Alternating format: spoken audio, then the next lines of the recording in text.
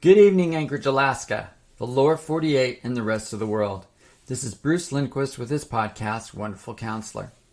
Now, as you wait for the next meteorite to come crashing down on the Earth, sending mankind the way of the dinosaurs to be a new fossil fuel for the next evolution of AI, I have a question for you. Maybe one of the most important questions of our time, or any time for that matter. But before I ask it, I want to know if you're familiar with the concept of world domination. Usually there's this villain, and history is littered with historical and mythological accounts of those who desired to rule the world. Yet they all have this in common. They failed. They failed to impose their will on all others, because whether you're throwing spears or firing ballistic missiles in the air, all the mightiest empires of the past are just tourist attractions, or their ruins buried in the ages of time. You can read all about them in your history books because, well, they're history. In retrospect, they had the desire, they had the armies, they had the weapons, they had the political will. These were the mightiest nations on the planet at the time. Yet they failed to achieve their objective. Why? The answer: they thought they possessed the most dangerous weapon in the world. And they did. They just didn't know how to use it. You see, the person who can wield this weapon will rule the earth. So what is the most dangerous weapon in the world? If it does in fact exist, which it does, just like it did back then, who has it? How is it utilized? And most importantly, the most important part of this is it aimed at me and at you? After watching the movie Oppenheimer, it would seem that the nuclear bomb would be a likely candidate. After all, its creation in World War II, no other civilization had such power. It's like man acquired the energy of the gods. The problem with the answer is so many countries have them. And who wants to be so right you kill everyone on Earth? I know this may sound a bit redundant, but if you destroy all the people and you did manage to survive, who would you rule? Now, after listening to some scientists and alarmists, global warming would seem to be the next existential threat to humanity. However, if that was true, then it would mean the greatest weapon in the world are farting cows. Enemies to the world are vegetarians, because they're not eating the cows, and the heroes are the carnivores with the guns. Now, I don't know about you and where you land on global warming, but when I was growing up, we went through these drills to go under your desk in case of a nuclear blast, earthquake, volcanic, or some other man-made or natural disaster. But not once was I told to duck and cover for bovine flatulence. So until you shoot a cow, stop using all petroleum products, and strap your butt to a wind turbine, I'm not going to believe you take your ideology very seriously. Now, some of you, given how the pandemic has played out on the world stage, will certainly say it must be that. After all, we were told to hide in our homes. Our very breath could kill our loved ones. Close down the world except those who were magically exempt because they ate the Fachi mushrooms and had a good trip, while millions of us had a bad one. Now, if you listen closely, you can almost make out that song from The Who, "We Won't Be Fooled Again." Seriously, it seems people can only be run over by that train so many times, and they're no longer willing to throw away their freedoms and have needle track marks on their arms. Now, since we're told everything is racist these days, maybe that's it. We whose skin is melon, is lighter, just reflect every waking moment of our lives on how much we suck because of what our ancestors may or may not have done. The problem with playing the race card is, and overuse that word, it loses its significance. Sure, there's racism, but the greatest weapon in the world? Probably not. Many times, unfortunately, that word gets used to excuse bad behavior, like playing the victim and then become the victimizer. As our country city burned in the summer of love, you remember that? It burned just like a flaming KKK cross. And those in the robes and the hoods wore designer sneakers. I could just see these clanmen, like wearing these white sheets, big old beer bellies, sitting back, looking at cities being burnt and thinking, we can retire now. We taught them well. We taught them how to hate so much they're burning down their own cities. Now, when I posed this question on social media leading up to this episode, someone said, money. It's the root of all evil.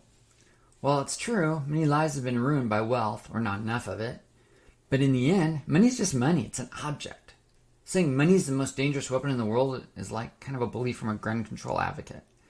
It's gun's fault. It's the money's fault. It's the gun and the money's responsibility if it fires or if it spends money on something that causes problems. But the truth is, it's neither. It's the person who's using it that makes it dangerous.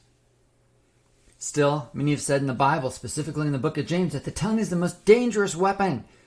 Where we bless God and curse man, made in his image, it describes it as untamable. The answer's close, but it's not specific enough. To discover the answer, I would like you to use that God-given imagination of yours. Are you ready? Now take a moment and picture yourself standing guard over everything that matters to you. Your faith. We all trust in something. Maybe it's just yourself. Family, if you have one. Wife, husband, whatever you call each other. Your kids. Possible grandkids. Home, job, pets, possessions. Whatever it is. And you can have any weapon with you that you choose to guard it with. You can have a gun. You can have an atomic bomb. A viral from China. You can even have a farting cow. Now, a man and a woman, or whatever, approaches you and says something. And they don't take what you're guarding, but without hesitation or firing a bullet, you willingly give them everything that's important to you.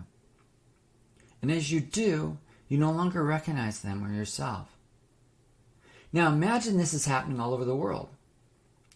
Would you not say that the person who has the power to do this possesses the most dangerous weapon in all the world? Imagine, like John Lennon's song, no wars, no country, no God, no hell, just a world of peace. What is the problem with that ideology is someone will come in and fill the power vacuum. And those people are the ones who own you by their definitions. Now open your eyes and come back into reality. That reality that your eyes are still closed and what you just imagined is happening. The greatest weapon in the world is being used on you right now. Before I continue, some of you may be saying, oh great, another conspiracy theory, or I'm listening to the ravings of a delusional person. I assure you I'm not delusional. I don't follow conspiracy theories. I'm quite rational. Actually, I diagnose people's sanity. What I have seen, I can prove to you without a shadow of a doubt. The question is, are you willing to see it? Because once you do, you won't be able to unsee it. All I'm going to do is provide you with the truth. Whether you believe it or not, it's up to you. It won't change the truth, but it'll determine how you respond to it. Here's a hint. You woke up this morning. It influenced whether you got out of bed, hit the snooze alarm, or threw your phone through the window. Then once you got up, gravity happened and your body went from horizontal to vertical, and you realized, and this happens more as older you get, all roads lead to the bathroom. How were you impacted when you saw yourself in the mirror? The food you ate, the car you drive, whether you're employed or unemployed, whether you stay or leave your marriage, how you identify yourself, if you identify yourself, what you identify yourself, and whether you're in jail right now. It determines what church you go to, or even if you go to church. It even impacts how you respond to God. It is such a dangerous weapon you wield it every day, and you do not fully understand that 1,000 atomic bombs are not more powerful. And right now, children around many of the quote-unquote civilized countries are being determined who lives and dies by it. No, it's not the Matrix. It's more powerful than the Matrix or any AI program.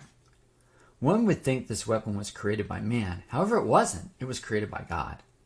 Our ancestors were told to leave it alone, but they didn't. It isn't found in a secret lab, but in a garden. And it seems quite harmless. It's a tree, after all. But the first man and woman who ever lived ate from it. What was that tree called? You remember? The tree of the knowledge of good and evil. In other words, this was the weapon you could use to define what is true or false, good or evil. be like God. And God knew man would ultimately destroy himself with such a weapon. With God, men and women were safe. But after they ate of the tree, something happened. They felt ashamed. They were naked. They immediately clothed themselves. And do you know shame has resulted in mankind being on a downward trajectory ever since? The most dangerous weapon in the world is definition. The person who defines and others surrender to their definition to follow has all the power. And those he or she or they, or those happy three-spirited red-headed cave people, will rule the world. You see, to destroy the most powerful nation, you have to destroy its people. You can't destroy it from the outside first. It must be destroyed from the inside out. A country must lose the will to fight, and how do you do that? You make those within the country hate their country by hating themselves. You divide people into groups, and one group makes them feel ashamed, and out of false guilt, they fall over themselves in a woke penance. Then the ministers of this new gospel tell the repentant if they would just listen to them, they would forever suck, but at least they could suck honestly. And they'd live out their lives as long as they stayed in their own lane. They wouldn't get run over by cancel culture. In fact, just throw a blanket over yourself like a POW and die in silence. You need to be careful who you let operate on your soul. There are accounts during the Vietnam War that one of the tortures that was successful is breaking down the spirit of those POWs. It was to give them all the bad news, how much their country hated them, called them baby killers, protested against them, let them listen to only songs that would degrade them. Even when they got mail, they would cut out any words, or like newspapers, any words like love and miss you and proud of you, heroic, and replace them words like how could you abandon us? I'm screwing someone like you screwed me. Your child hates you. Your parents wish you were not born. And after reading and hearing all of this, POWs would pull blankets over their heads and die from a broken heart. Does that sound familiar? Do you realize America has been defined as a divided country? But is it? Are we allowing ourselves to be prisoners of the lies like the POWs did? Why is depression, anxiety, drug addiction, crime, sex trafficking, pick something, so prevalent? Because if you believe at the very core you suck, what's left? Why not commit suicide? Why not use drugs and live in a false reality? Why not steal? Why not? It's all bad news anyway. Would you rather put your head in the sand and pretend nothing's happening, or throw a blanket over your head and die? You see, there's an attack on the spirit of America, and still is. When was the last time you heard anything good about America on any networks? You want to know why we have so many homeless, so many drug-addicted people, so much crime, so much serve up for sex to anyone who has the biggest bankroll appetite? The people are identifying themselves with anything imaginable on how they feel and are being conditioned. Definitions and the change of words like patriotic means domestic terrorist, from black to oppressed, from white to oppressor, from laws to freedom from laws, from hard work pays off to crime sprees and ransacking stores pays off, from mothers being child bearers and protectors of their children to being redefined as mothers as child destroyers and protectors of their bodies' rights. Change gender means not biological gender, but a fluid process of feeling and experiencing that an unborn child now knows whether they're a boy or a girl, and if they're in the wrong body. That is, of course, if they live, because a baby's definition now excludes being in the womb. How about from government for the people to a government now defined for more government? I could go on for days. But now the evidence is mounting. We're giving away the most valuable things in our lives and allowing others to define us, as long as we accept their beliefs or they'll cancel you. Do you see how the power of definitions works? See, this isn't a conspiracy, it's truth. Look around you, pick something. Any of the major areas of civilization, God defined isn't dead anymore. He's individualized to serve our purpose. Take all the wrongs in our country that has been done in the past and amplify them with a wall of speakers like at a rock concert. Now when people don't know who they are, they will look for other definitions, and that's where the problem lies. So now if you're a foreign country and you want to destroy America, for example, the soil's ready. Send in the drugs. You now have people so disillusioned with lies about who they are and their country, they're begging for relief. The myth has been redefined as truth, and all you have left is lies. Well, this isn't an uplifting episode, Bruce. Thank you. I guess we're just doomed, you might be saying. No, you're not. See, the answer is, who will you allow to define you and your truth? If you're still eating from the tree, good luck. But it's God's plan to save you from yourself and believing all those lies. So if you let God's truth define who you are, you're not going to be struggling to determine if you're a cat or a dog or a boy or a girl. You will let your biology, the way He created you, determine who you are in your gender. If you let God define you, you won't be so focused on the color of your skin. You'll be focused on the fact that you're sacred, made in His image. If you let God define you, life would actually not mean death, but actually bring forth a miracle into this world. If you let God define you, then His truth sets you free and you have real freedom, not a false freedom that's being given.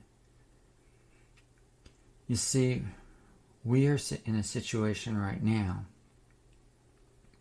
where our country is being set up for invasion.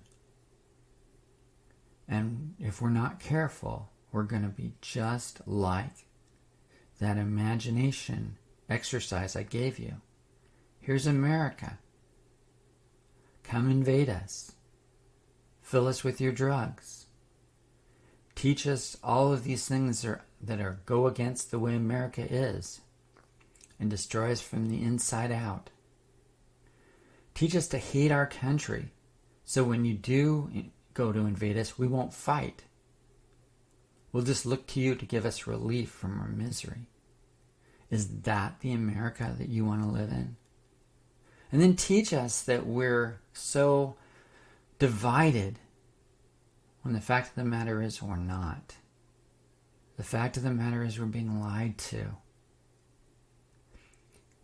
I've journeyed with people for 37 years of all races, ethnicities, gender, going through a variety of different problems in their life. And boy, I see some common themes. We all have problems. We all want to love. We all want to live and have the best life we can. We all want our lives to mean something. Those are human values that God put in us. We have to be careful who we allow to do the soul surgery. We have to be careful who we listen to for our truth. I believe that truth is not an ideology, but it's found in a person. And that's Jesus Christ. He is the way, the truth, and the life. Return back and repent and be forgiven. I watch this world and I see a world crying out for a Savior to save it from its shame, to save it from its pride, to save it from not knowing who or what it is. And God has the answers. But God has the definition. Focus on what really matters. And what really matters is there's a God that loves you. And a God who wants to save you from the greatest weapon. That weapon originated from God. Only He is powerful enough to wield it. And if we continue to go this route, then that weapon will destroy us. But there's hope, and that hope is in Jesus. Amen.